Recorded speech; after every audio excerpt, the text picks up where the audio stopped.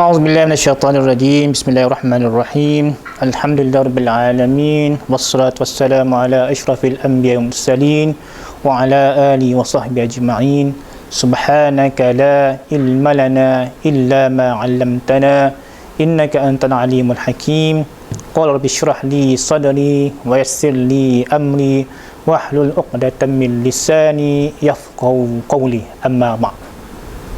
Alhamdulillah, sekali lagi kita bersua dalam siri kedua dalam membincangkan, dalam bertadabbur ayatul kursi. InsyaAllah kita akan sambung kepada sub ayat seterusnya dalam ayatul kursi. Seperti mana yang seri lepas kita telah membahaskan, membincangkan 3 sub ayat yang pertama dalam ayatul kursi. Dan hari ini, pada siri ini kita akan sambung kepada sub ayat kursi 4 yang berbunyi man zalladhi yashfa'u indahu illa bi'izni. Siapa? Man zalladhi, mempunyai sesuatu, yashfa'u, memberi syafaat, memberi pertolongan, indahu, di sisinya, di sisi Allah Subhanahu Wa Taala, illa, melainkan bi'izni, melainkan dengan izin Allah Subhanahu Wa Taala. Jadi siapakah yang memberi pertolongan melainkan dengan izin Allah Subhanahu Wa Taala? Hanya Allah Subhanahu Wa Taala jawapannya. Kita mendapat sesuatu, kita mendapat anugerah sesuatu, perkara itu terjadinya dengan sebab izin Allah Subhanahu Wa Taala. Kita dapat nikmat sebabnya diberi keizinan Allah Subhanahu Wa Taala. Kita diuji dengan musibah, perkara musibah itu terjadinya sebab dengan izin Allah Subhanahu Wa Taala. Kita berada dalam tempoh pandemik yang sekarang ini, itu berlaku sebabnya ujian dan izin Allah Subhanahu Wa Taala. Semuanya berlaku, sama ada musibah, ujian ataupun nikmat yang kita kecapi, itu berlaku dengan izin Allah Subhanahu Wa Taala. Ini satu ayat yang mengukuhkan akidah kita. Semua benda yang terjadi di sekeliling kita ataupun di mana-mana tidak akan terjadi melainkan dengan bantuan Allah dan juga izin Allah Subhanahu Wa Taala. Itulah kita hendakkan pada sesuatu. Kita perlu berdoa. Berdoa kepada siapa? Kepada Allah Subhanahu Wa Taala.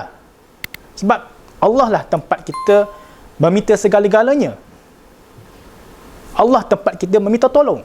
Ya, kita boleh minta tolong daripada rakan-rakan kita, kita boleh minta tolong daripada jiran-jiran kita, tapi yang berlaku itu, yang terjadi itu adalah dengan keizinan Allah Subhanahu Wa Taala. Janganlah kita sangat kecewa jika sekiranya apa kita hendak, apa kita pohon, itu kita tak boleh memiliki. Sebabnya apa yang kita minta itu, kenapa tidak diberikan oleh SWT, mungkin tidak baik pada kita. Sebab Allah sahajalah yang mengetahui apa yang baik pada kita, apa yang perlu pada kita, dan yang tak perlu pada makhluk. Okay, so kita percaya apa yang berlaku ini adalah keizinan dan juga kehendak Allah Subhanahu Wa Taala. Ya, sakit pun daripada Allah, sihat pun daripada Allah Subhanahu Wa Taala. Cuma kita perlu berikhtiar. Kalau sakit, ada penawarnya. Kalau nak sihat, ada pemakanan yang sihat. Ya? Ayat seterusnya dalam sub yang kelima yang berbunyi ya'lamu ma baina aydihim wa ma khalfahum.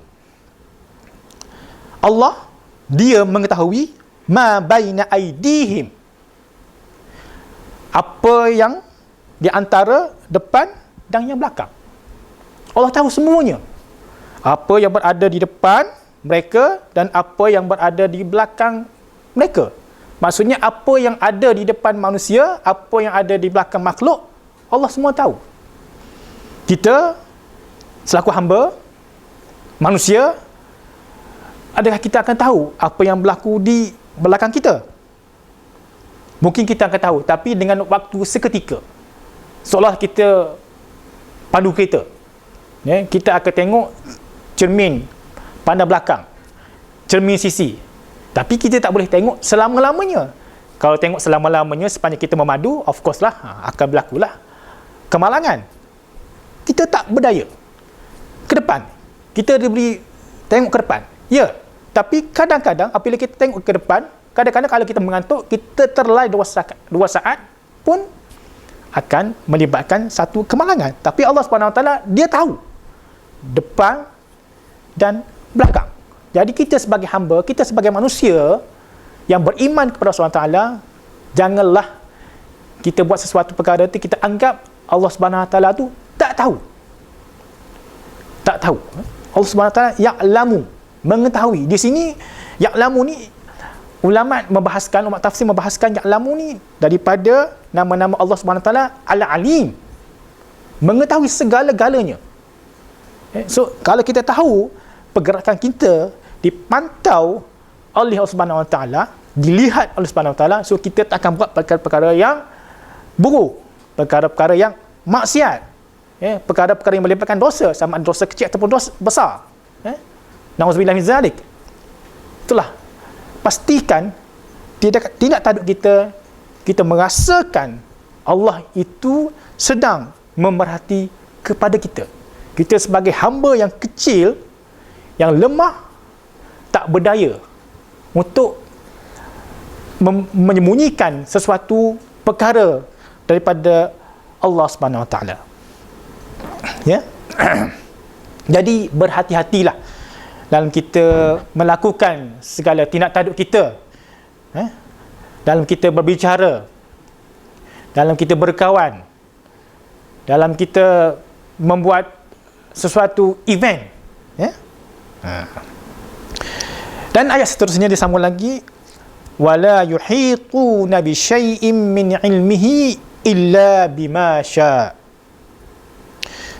Dan tidak mereka menguasai bi syai'in, terhadap sesuatu, min ilmihi, dari ilmunya, illa, melainkan bima syaa, dengan apa yang dia kehendaki. Maksudnya apa yang kita tahu, apa yang kita ada ilmu pada kita ni, hanyalah diberi oleh Allah Subhanahu Wa Taala untuk kita tahu. Dan apa yang kita tahu ni hanya sedikit saja berbanding dengan ilmu Allah Subhanahu Wa Taala. So kita ada 4 gunung ijazah ke, okey, daripada Oxford ke mana ke, so janganlah kita berbangga dengan apa ilmu yang kita ada. Kita mungkin tahu, kita mungkin pakar dalam ilmu kita, dalam bidang kita, tapi kita tidak pakar dalam ilmu orang lain. Saya mungkin tahu sedikit ilmu dalam bidang saya tak tahu dalam ilmu dalam bidang orang lain. So maksudnya ilmu kita sebagai manusia is very limited, sangat terhad. So untuk apa kita macam best sangat, macam nak bonggak sangat dengan ilmu kita? Sebab itu hanya sedikit ilmu yang diberi pinjaman kepada kita selaku hamba. Kita kena ingat ilmu Allah tinggi. Apa yang kita ada ni hanya sedikit saja Allah bagi. So tak perlulah kita nak rasa sombong dengan sesama manusia dengan sebab kita ni adanya ilmu. So kita kena akur, kita kena rasa tawadhu' dengan ilmu yang diberi oleh Allah SWT. Sepatutnya apabila kita diberi ilmu, lagi berilmu, lagi bertawadhu'lah kita, lagi tunduk kita kepada Allah SWT. Tak adalah sikap takabur itu, tak adalah sangat nak menyombong diri. Orang tegur pun jawab, tapi muka tu pandang ke sisi lain. Nampak tak adab di situ? Adab tu penting, ya. Jadi nak ceritanya, kita kena faham hanya sedikit sahaja ilmu yang ada pada kita. Seorang jurutera elektrik, dia hanya tahu tentang perkara yang melibatkan elektrik, dan dia mungkin tak tahu tentang jurutera awam. Dalam Mustahil semua orang akan tahu dalam semua bidang. Ya. Okay, kita sambung kepada ayat seterusnya, iaitu ayat yang ke-7. Wasi'a kursiyyuhus samawati wal ard. Luas kursinya langit dan bumi. Okey, di sini kenapa ayat kursi ini dinamakan ayat kursi? Sebab adanya kalimah yang sab ke-7 tu kursi. Itulah, apakah makna kursi tu? Ulama tafsir panjang lebar membahaskan tentang apakah makna kursi. Antaranya Imam Zamakhsyari, beliau mengatakan luasnya kursi itu adalah yang melibatkan ilmu Allah Subhanahu Wa Taala dan kekuasaan Allah Subhanahu Wa Taala. Ya. So, ilmu Allah Subhanahu Wa Taala dan kekuasaan Allah Subhanahu Wa Taala itu meliputi langit dan bumi. Memang selayaknya lah Allah Subhanahu Wa Taala itu sepatutnya disembah.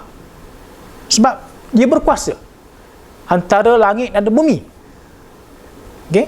Itu tak cerita lagi yang tentang alam ghaib, tentang di alam akhirat. Ya? So, kita sebagai hamba hanyalah kecil.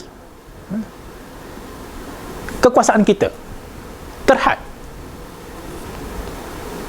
So, seorang Perdana Menteri kuasanya hanya terhad pada negara tertentu saja. Okay? Seorang Presiden hanya terhad pada negara mereka saja. So, mana-mana pemimpin negara, mereka tak boleh campur aduk dalam negara orang lain. Apa yang berlaku di Myanmar sekarang? Pemimpin lain tak boleh mengambil campur tentang hal ehwal negara mereka. Sebab mereka berhak menguruskan, mentadbir perjalanan rakyat mereka. So, maksudnya kekuasaan seseorang manusia itu, kekuasaan seorang pemimpin yang berada di dunia ni dalam mana-mana negara hanya terhad untuk negara mereka sahaja. Berbeza dengan Allah Subhanahu Wa Taala, kekuasaannya itu meliputi kesemua. Okay? Kita nak kaji matahari pun setakat itu saja kita dapat, hanya dapat tahulah jarak matahari dengan bumi berapa. Tapi kita tahu macam mana boleh terjadinya matahari kepanasan dia. Ya. Tapi itulah nak ceritanya, ilmu Allah, kekuasaan Allah itu sangat hebat sekali, maha hebat sekali. Ya. So, kursi ulama membahaskan maknanya meliputi kekuasaan dan ilmu Allah Subhanahu Wa Taala. Wala ya'uduhu hifzuhuma.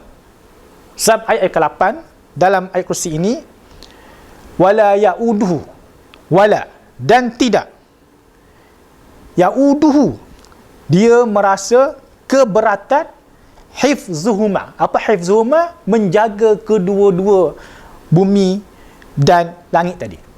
So, Allah rasa tak ada apa pun nak mengurus bumi dan langit, tak ada rasa apa-apa, tak rasa berat. Ya? Itulah hebatnya Allah Subhanahu Wa Taala dalam mentadbir, dalam mengurus perkara-perkara antara langit dan bumi. Saya rasa sekadar itu saja untuk siri ini. InsyaAllah kita akan sambung kepada siri seterusnya dan dengan ayat seterusnya. Wabillahi taufiq wal hidayah. Wassalamualaikum warahmatullahi taala wabarakatuh.